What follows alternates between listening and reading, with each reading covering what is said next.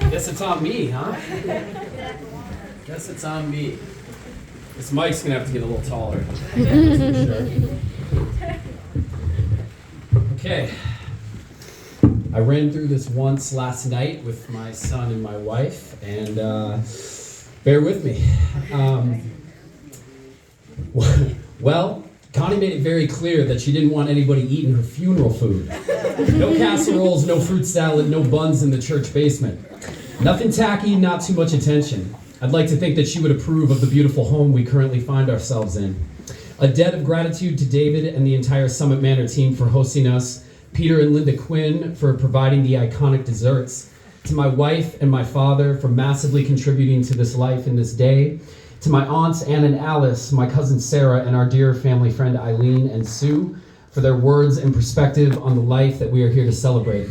I'd also like to thank each and every one of you for not just your presence here this afternoon, but for the roles you played in the life of Connie Doran. The many versions of her are represented here amongst this collective. She was a daughter, a sister, an aunt, a grandma, a co-worker, a friend, a significant other. All of you having access to a slightly different yet unique version of her identity.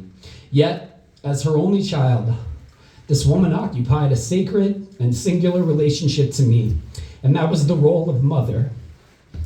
I vividly recall my mom writing a eulogy for her mother's funeral service, even the specific detail of the Celtic paper it was printed on, a memory for detail I surely inherited from her. As we all know, Connie would remember the jingle on a soup commercial from 1979, and what your cousin wore at your 8th grade graduation. I also remember how emotional she was standing up there, trying to convey her words to the gathered congregation. To imagine that I would be tasked with the same duty one day was inconceivable at the age of 10, and is equally surreal at the age of 33. As I reflect on my mother's life, it's only natural that I reflect on my own. See, there was a life of Constance long before me, which is why it was so valuable listening to the fellow speakers here today. Yet the truth of the matter is that there is no me without her. When I think back to my earliest memories, there's visions of 1114 Edmond Avenue, the old school iron radiator at the bottom of the stairs, which some years later I cracked my head open on while tumbling down those stairs. The basement and the attic, which, truth be told, I'd still be terrified to enter either of them alone to this day. Sneaking down to Mrs. Conshonaker's house for some candy. The stained glass windows and the clawfoot tub. Yet one room stands out in particular, my bedroom.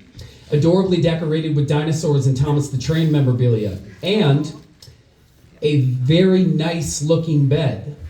Honestly, I can only speak to how it looked, as I don't think I slept one night in it.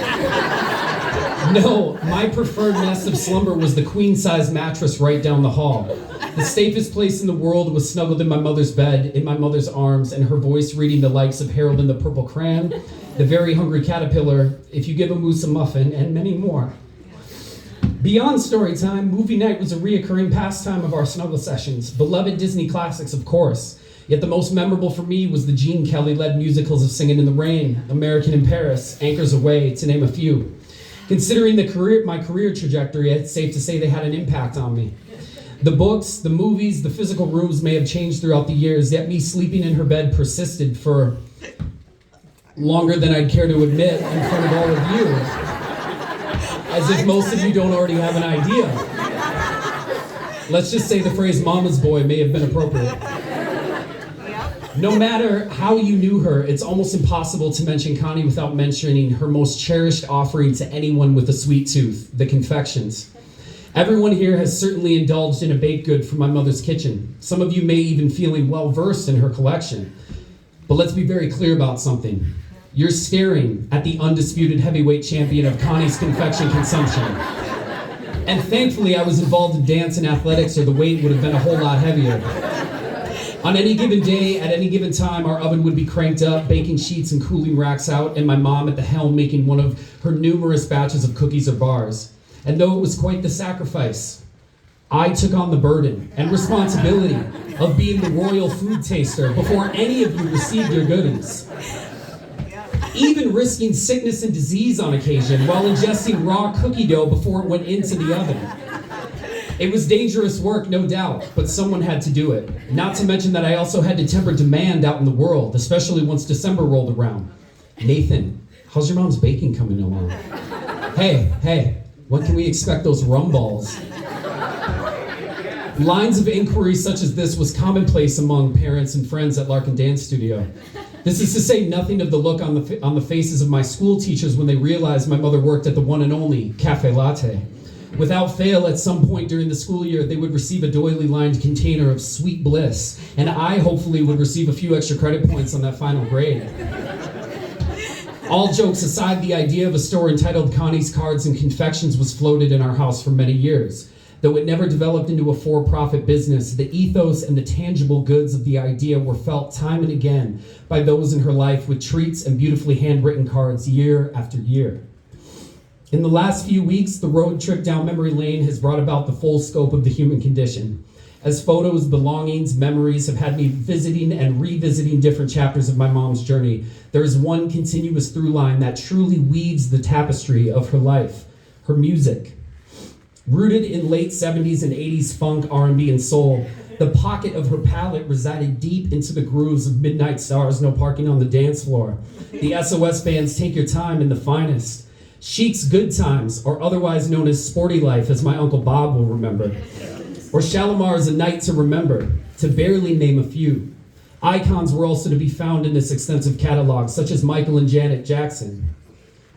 Bear with me. Michael and Janet Jackson, Stevie Wonder, George Michael, Madonna, Sade, Prince, Earth, Wind and Fire, and Led Zeppelin to just scratch the surface. My mother's CD booklets were like doorways to entirely different dimensions of reality for me. How I marveled at the album artwork, how I would lose myself to the sounds these discs contained. On more than one occasion, the vacuum would become my mic stand, the attachments my guitar, and the living room my arena while playing Rockstar to the soundtracks of my mother's collection. Whether she was singing while driving, dancing in the kitchen while baking with the occasional finger snap and a point,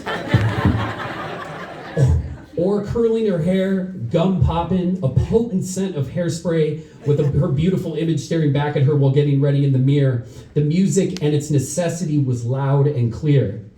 Music. It is truly the most powerful force I have encountered in this sea of consciousness we find ourselves in. Without my mom, my love and appreciation for its beauty wouldn't be as deep as it is today. A house full of her music laid the foundation for who I am. Without her, I may have never found dance, which quickly became the greatest expression of that love for music. Music and dance has given me sustenance of the soul for as long as I can remember, and I owe it all to my mother, Connie Doran. There's so many noteworthy traits and aspects to this life we celebrate here today. Her unwavering commitment to her routines, her cleanliness, and her organization comes to mind for those that knew her well. For years, I woke up to her morning routine to hear Tom Bernard and the KQ Morning Show solving the world's problems. The smell of freshly brewed coffee throughout the house, and my mother up and at 'em, ironing her dress shirt for the day. Needless to say, the iron was top of the line and resembled a spaceship with more features than one would ever need. Never the easiest person to shop for. It's safe to say her favorite Christmas gift of all time was a small label maker. By December 26th, it was off to the races. From the cracker bin in the kitchen to the Q-tips in the medicine cabinet, there was no room left for ambiguity on where her things belonged in her home. When making the bed, she was sure to teach me the precision of the hospital corners fold every single time, and I don't think I could pull it off to this day. As her condition worsened over the years, she still clung to her routines with everything she had. Wheelchair bound in the last couple years of her life, she had a foot pedal exercise machine known as a QB.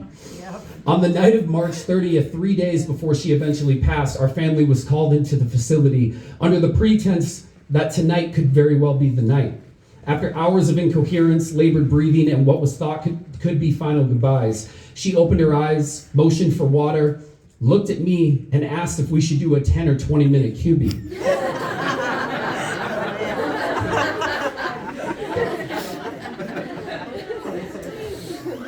A fighter to the very end. Connie's goofy sense of humor was must-see TV, which she would tell you she inherited from her father, Brud. Yes, Grandpa Doran classes were recited often in our home. A tall blonde walked by my window. I knew she was tall because I lived on the second floor. Or the late-night proclamation of, "Let's make fudge."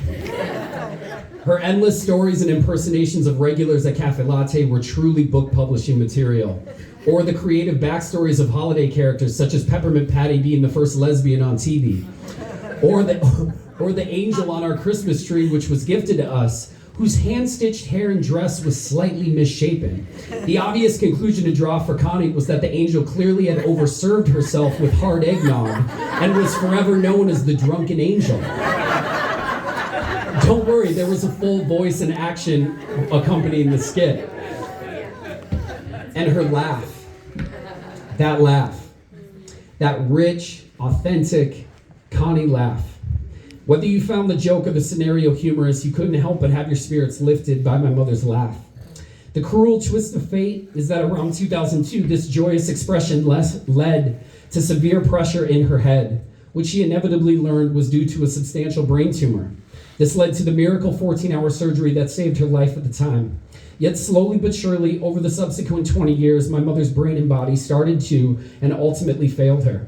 We did our best to find lighthearted moments in this otherwise difficult process. One Easter Sunday comes to mind as we sat at the table with my father's legendary Eggs Benedict in front of us, with Connie quick to remind everyone that it was plated on the exquisite china she had bought herself years ago. Her hearing not what it used to be, and my now wife Stacy newer to the family, it was mentioned that my Aunt Maggie might be stopping by. To this, Stacy attempted to tell Connie that she hadn't met Maggie yet. The exchange went something like, "Oh, I haven't met Maggie yet." What? I said I haven't met Maggie yet. What? To which my then 6-year-old son Aiden innocently tried to help. "She hasn't met Maggie yet." It was a Christmas vacation moment for sure. Upon my reflections of life between my mother and I, the most difficult reality I am left with is that her final 20 years of life coincided with some of the most distracted and impatient years to date, otherwise known as the teenage years in the decade of my 20s. It's not as if we didn't spend quality time together or didn't have beautiful moments shared, such as her becoming a Grammy to Aiden boy, or finally having a female in Stacy to make a martini with and shoot the breeze. It's just that at 33, feeling more grounded and present than I ever have before, I wanted the chance to reconnect with my mom as a fully engaged adult, to listen to her stories with fresh ears, to have witnessed take 2 on the role of Grammy with our son Apollo, to have truly earned the pride so many of you expressed that she had in me. Even though she slowly became a shell of her former self, and we came to terms with the reality that her condition was headed in one direction, I did my best in that pursuit. Before the end, we spent many mornings together, going for walks in the wheelchair when weather permitted, and shared what became the staple breakfast of our visits, a veggie quiche, an almond croissant, and of course, a quality Americano. My heart and my spirit weighed heavy during these mornings, yet I did my best to cherish and savor the time we had. After our breakfast, our walk, and our routines were checked off the to-do list, I found myself reverting back to where it all began, snuggled on her chest and her shoulder, with her arm around me, tears streaming down my face, and her voice telling me she loved me, the safest place in the world to me as a child then, and my inner child now. My second family growing up, the Weems, lost their husband and father Marty some years back. My friend Charlie sent me a poem on grief shortly after my mom had passed. To paraphrase, the analogy to waves in the ocean is made. In the beginning, 100-foot tsunamis come crashing in without warning. All you can do is hope to weather the storm and stay afloat. Slowly, over time, the waves come crashing in at 80 feet, then 60 feet, making their presence known on the horizon with holidays and birthdays approaching. With time, your confidence of surviving these waves grows more sure. The poetic ending is that ultimately you never really want the waves to stop, as this is how they live on in you. And if you're lucky, you'll have many waves to weather by the time all is said and done. My mother passed on the morning of April 3rd. That evening, I held my 3.5-year-old son Apollo as we read one of my mother's favorite stories, Marcel the Pastry Chef. As I held my son and read those words, I felt my mom holding me and reading along. So as I continue to snuggle my children and read to them, so too will my mother's presence be felt. And as I indulge in someone else's holiday treats, I will politely thank them, while knowing deep down that they aren't like Mother used to make. And as music continues to be the most mystical force of my journey, so too will my mother live in those notes, those rhythms, and those lyrics. For as long as my body allows me to express my love of music through dance, so too expressed will be my mother. The connection I feel to her through music is more visceral than any other conduit available. The doorway to her that music provides is one that I will continue to listen my way through for the rest of my life. In conclusion, and in the spirit of this sentiment, I'd like to read the lyrics to a particular song and then play this song for all of you by a particular artist whose words and voice could not be more apropos when I think of my mother now. I am in the wilderness. You are in the music, in the man's car next to me. Somewhere in my sadness, I know I won't fall apart completely. When I need to be rescued and I need a place to swim, I have a rock to cling to in the storm. When no one can hear me call in, I have you I can sing to. And in all this, and in all my life, you are the lover's rock, the rock that I cling to. You're the one I swim to in a storm, like a lover's rock. If you'll bear with me to take a couple minutes, I'd like to play this song in honor of my mother, Lover's Rock by Sade.